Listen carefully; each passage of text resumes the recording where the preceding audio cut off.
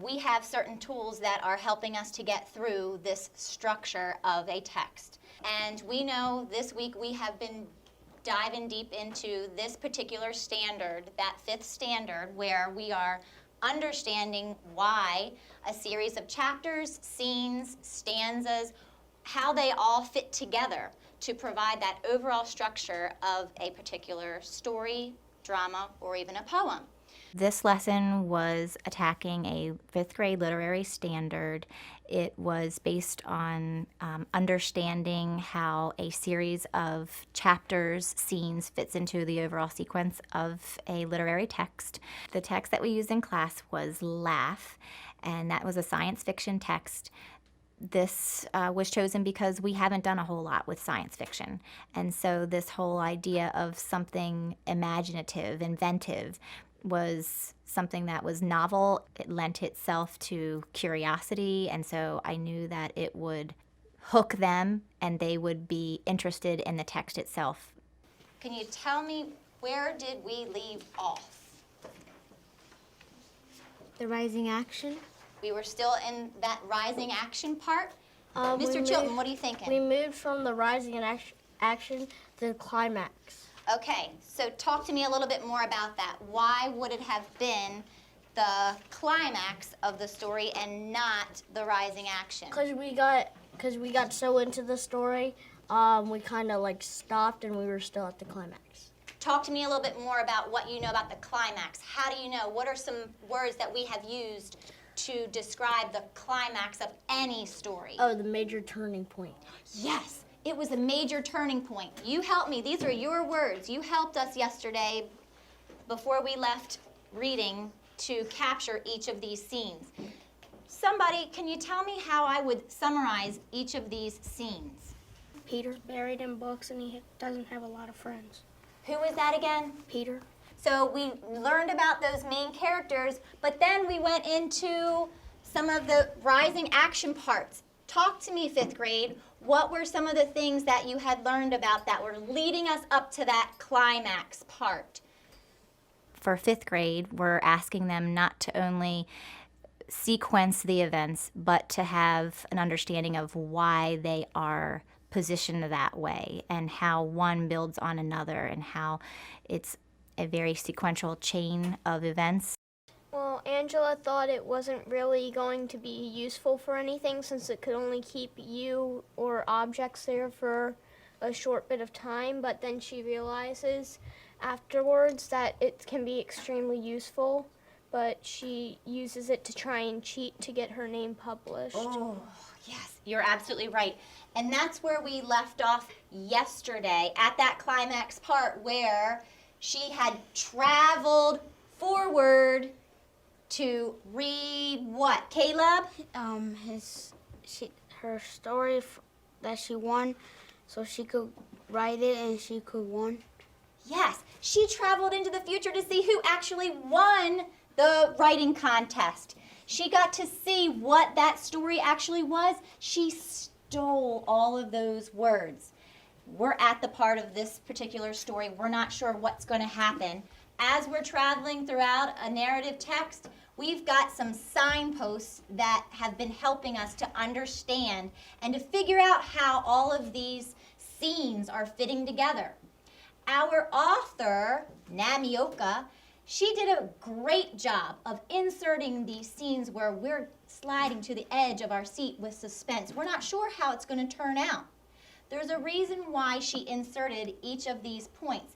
So right now, I want us to take a look back. You can either look at your page or up here at mine, and I want you to zone in on a couple of these moments.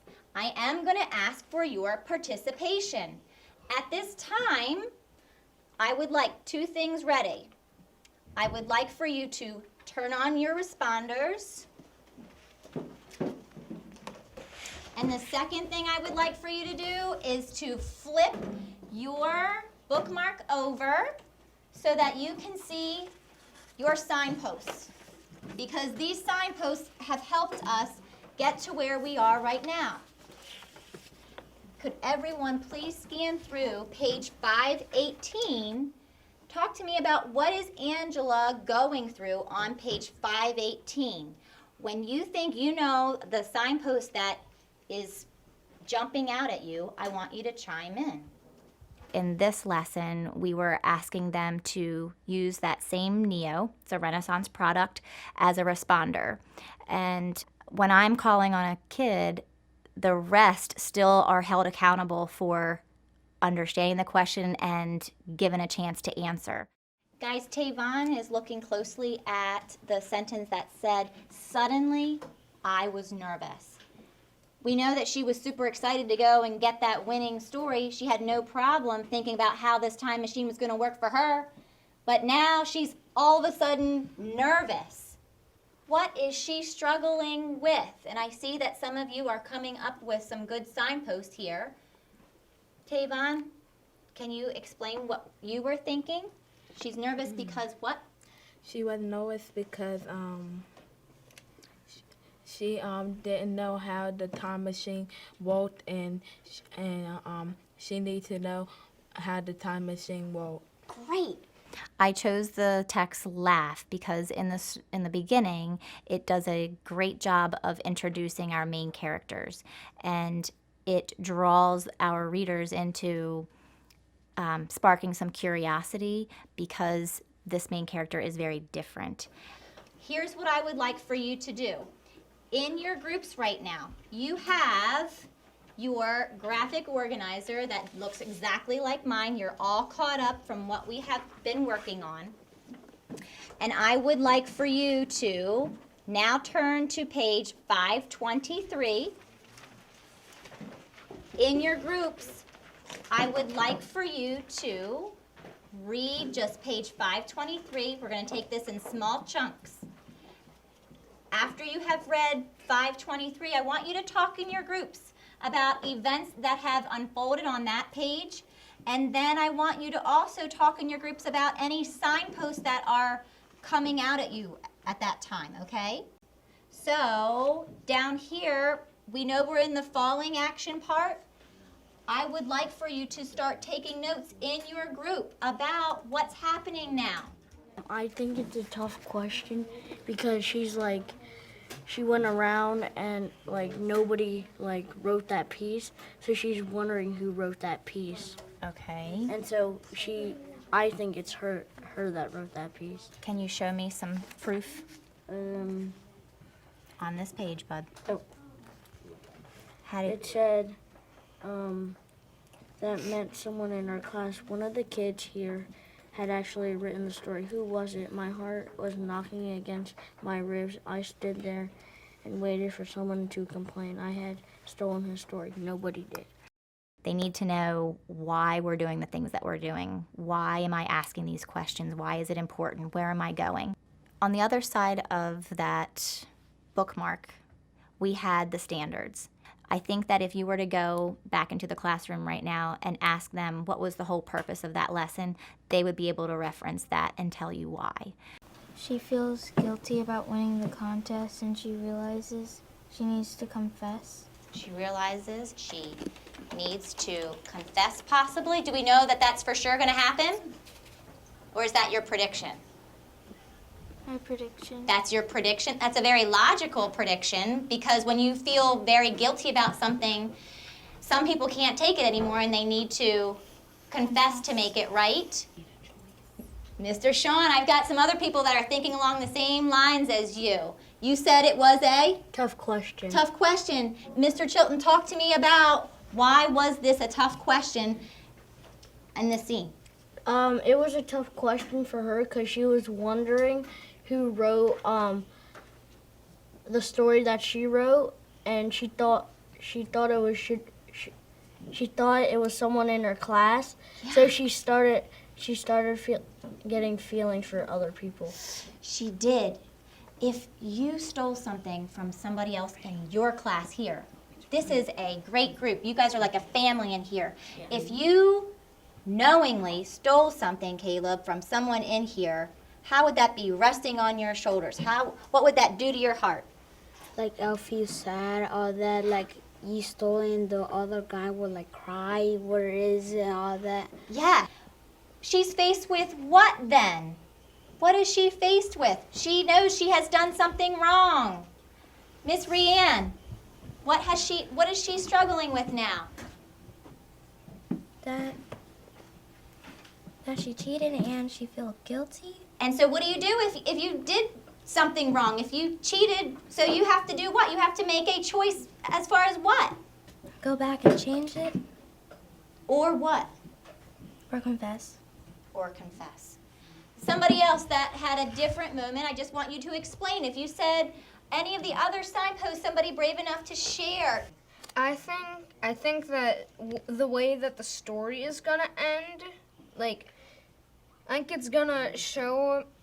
I think that when she went back in time, when she heard herself getting out of the shower, and her mom saying like "I'm going mad" and stuff, I think it's gonna leave off with her in the shower when she's about to get into it, but then she realizes, you know what, maybe I should take the magazine into the bathroom. Okay, what do you call that? Like I guess a plot twist. Okay, here's what I would like for us to do now. I want you to turn off your Neo. We are going to get to the rest of this portion of the story at another time. The reason why we are having small group instruction after that whole group segment is so that we can pull back and I can see more closely of who is getting it, who is not. I can take a look at that same text, but I'm looking ahead at the next grade level standards. What are they going to need to do with that same standard? And then how can I provide more scaffolding for the ones that weren't quite with me in that whole group segment. Where do you think I need to go? Because I'm going to need to make sure that I include certain parts that support my thinking here. Brianna. You're gonna need to go to the beginning and the end of the story. Okay, where should I go first? The beginning. Great. Okay, so let's flip back.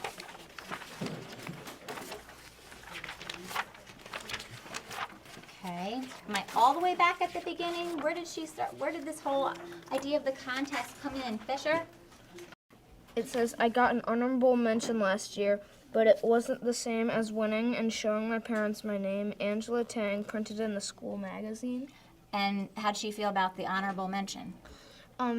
She felt kind of disappointed. Yes. Because she was all hyped up and she was excited to show her parents that, hey, look, I worked really hard and look what happened. I won, but it didn't happen. Angela felt, what's your word, Fisher? I want to use it. I want to steal your word. Guilty. Before the contest? She felt excited. She felt excited. Because why?